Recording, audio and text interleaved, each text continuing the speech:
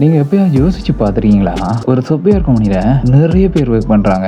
Back எண்டுக்கு, front எண்டுக்கு, கியூஎஸ்க்கு அப்படின்னு. அதில் பேக் எண்டில் எழுதின ஏபிஎஸை எப்படி ஃப்ரண்ட் எண்ட் டெவலப்பருக்கு பாஸ் பண்ணுறாங்க அப்படின்னு கூகுள் டாக்ல பாஸ் பண்ணுவாங்களா, இல்லை எக்ஸல் ஷீட்டில் பாஸ் பண்ணுவாங்களா? இல்லை, அது எல்லாமே சரி வராது. அப்போ எப்படி ஏபிஐ டாக்குமெண்டேஷனை ஒரு ஃப்ரண்ட் எண்ட் டெவலப்பர்ஸுக்கு பாஸ் பண்ணுறாங்க? அதை பார்க்கறதுக்கு முன்னாடி இந்த பேஜை ஃபாலோ பண்ணிட்டு இந்த வீடியோ ஃபுல்லாக பாருங்க. அப்போ உங்களுக்கு புரியும். இது ஏபிஎஸை டாக்குமெண்ட்டை கொடுக்கறதுக்கும் அண்ட் சேம் டைம் கியூஏயா டெஸ்ட் பண்றதுக்கும் ஒரு டூல் இருக்கு. அதுதான் ஸ்வாகர். இதுல ஒரு டெவலப்பரா ஏபிஎஸ் ஓட டாக்குமெண்டேஷனை கிரியேட் பண்ணக்கூடிய மாதிரி இருக்கும். அண்ட் இதுலயே ஒரு கியூஏவால அந்த ஏபிஎஸ் டெஸ்ட் பண்ணி பார்க்கக்கூடிய மாதிரியும் இருக்கும். இதை பாத்தீங்கன்னா இதுதான் அந்த ஸ்வாகர் டாக்குமெண்ட். அவ்வளவு நல்லா இருக்குல்ல? பட் இது மாதிரி வேற நிறைய டூல்ஸும் இருக்கு. இது ஒரு பெட்டர் ஆப்ஷன். அண்ட் இந்த வீடியோ பிடிச்சிருந்தா மறக்காம ஒரு லைக்கை தட்டி விடுங்க. அண்ட் இந்த ஸ்வாகரோட டாக்குமெண்டேஷன் வேணும்னா கீழே ஏபின்னு கமெண்ட் பண்ணுங்க. நானே உங்களுக்கு இந்த டாக்குமெண்டேஷன் URL சென்ட் பண்றேன்.